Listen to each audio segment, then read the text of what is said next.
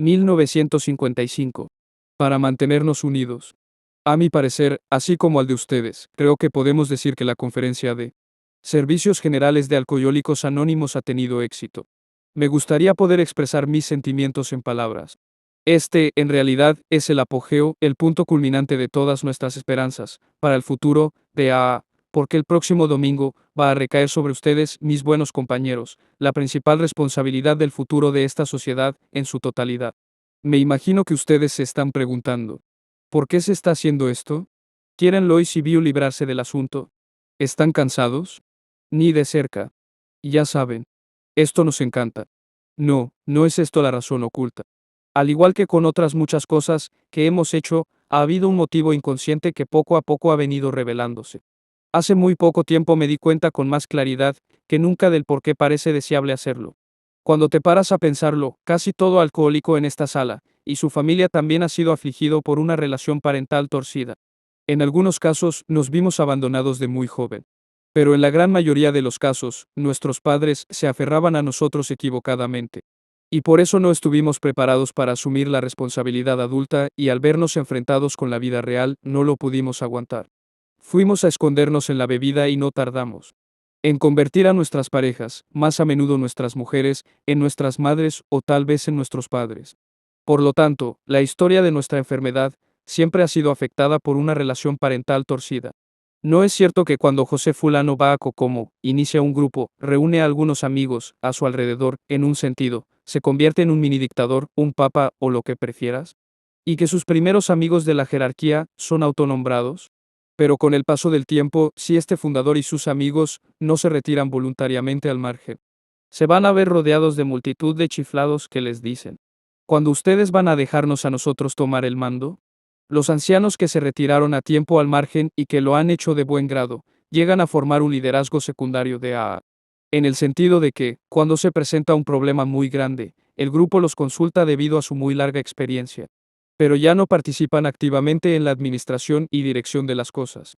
Este es el modelo uniforme que se sigue a lo largo y lo ancho de la comunidad.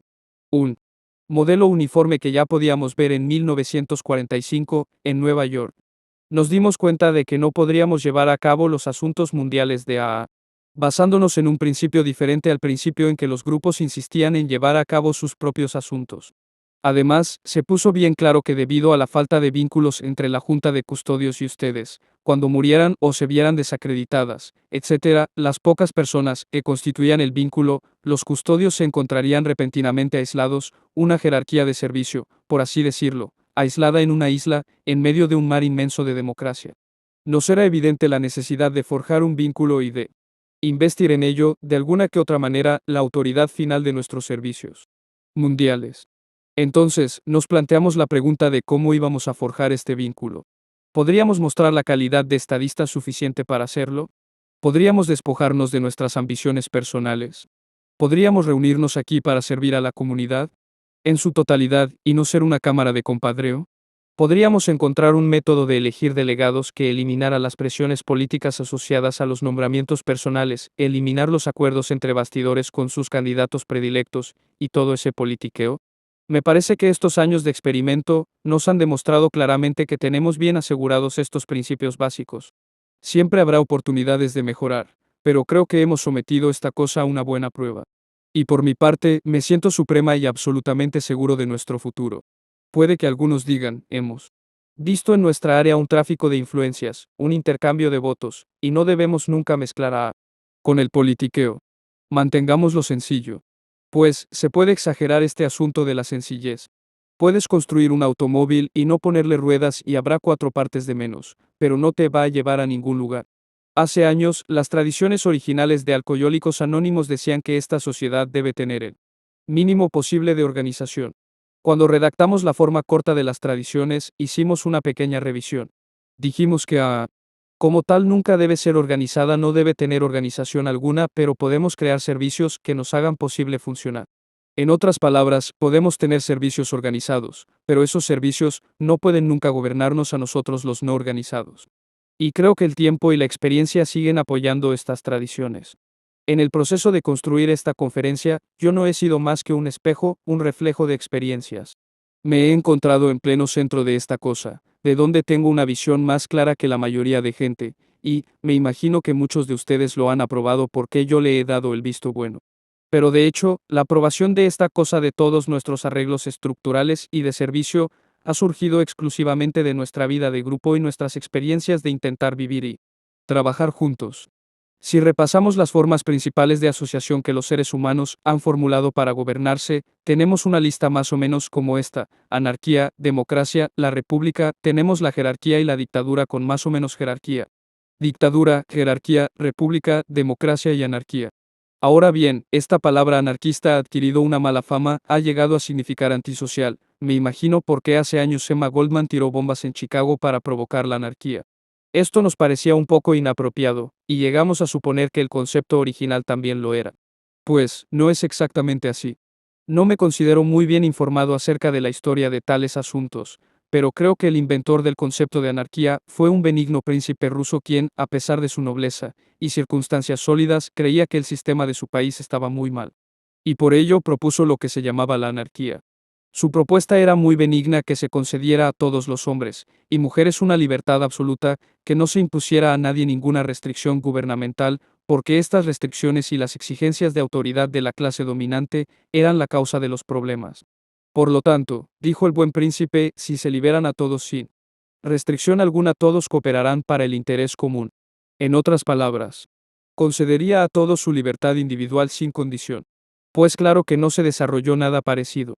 Lo que se ve desarrollado en el mundo allí es la anarquía antisocial. Ahora pongámonos a ver cómo se relaciona este asunto de anarquía con nosotros los borrachos.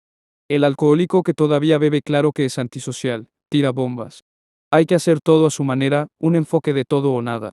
Pero después de unirse y habiendo logrado su sobriedad, al menos, pasa de tirar bombas atómicas a bombas convencionales, no tira bombas tan grandes como antes. Pero exige su libertad, nadie puede decirle qué hacer ni cómo.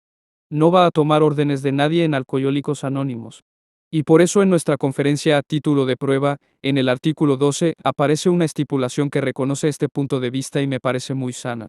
Dice que ninguno de los miembros de la conferencia, u otro custodio, director, empleado, etc., sea nunca colocado en una posición de autoridad personal desmedida sobre ninguno de los otros. Este es un principio fundamental que impregna toda nuestra sociedad. En otras palabras, nadie puede dirigirnos por la fuerza o la coacción, no se puede imponer castigos, no se puede echar a nadie de esta sociedad. Una persona es miembro si así lo dice. La libertad en esta sociedad es más amplia de la que tenemos como ciudadanos de este país. No podemos obligar a nadie a pagar cuotas de admisión, no podemos obligar a nadie a pagar cuotas de afiliación. Soy miembro si así lo digo. Entonces, ¿qué es esto? ¿No es la anarquía benigna del viejo príncipe? Pero la anarquía que propuso él nunca funcionó y la nuestra sí funciona. ¿Por qué? Pues, porque hemos tomado prestados elementos de otras formas de gobierno y porque tenemos algunas ventajas naturales. Para empezar, tenemos una dictadura bicéfala. Tenemos por un lado al tirano alcohol y por el otro, a Dios. Y Dios nos dice, espero que tú, a quien he dotado con libre albedrío, vayas a desarrollarte y comportarte bien. Y el alcohol dice, voy a ir un paso más, si no te comportas bien, te mato. Por lo tanto, cuando tenemos al borracho atrapado en nuestra trampa para borrachos, ¡ay, de mí! Tiene al alcohol empujándolo por detrás y a Dios en el frente tirando de él hacia su comunidad, es una dictadura bicéfala. La ventaja que tiene la dictadura del alcohol está en que no está conferida a ningún individuo particular, y no obstante, nos sigue muy de cerca durante toda la vida. Y de vez en cuando, destruye a un miembro o lo vuelve loco. Y por eso tenemos en esta sociedad una coacción más segura e implacable que la ejercida por la Gestapo. Así que hay una dictadura aquí maligna que nos es muy útil a nosotros y a Dios mismo. Al nivel de grupo, los asuntos de servicio esencialmente constituyen una democracia, porque la mayoría manda y puede nombrar un comité sin destrozar el grupo. Claro que a veces parece así, pero nunca acaba así. Tenemos mucho cuidado de no dejarlos seguir en funciones mucho tiempo, 3 meses, tal vez, o 6 meses. Cuando los grupos intentan funcionar al nivel de área, se les presenta un problema más grave. Por ejemplo, puede que haya varios cientos de grupos y varios miles de miembros. No puedes manejar las cosas muy eficazmente por la regla de la mayoría, las elecciones llegan a ser más difíciles, aparecen los viejos impulsos ambiciosos, y el control por parte de la mayoría en sentido estricto, no da muy buenos resultados. En otras palabras, cuando nos es necesario manejar asuntos de mayor alcance, tenemos que depender más del gobierno de la República, que es lo que tenemos aquí en Estados Unidos.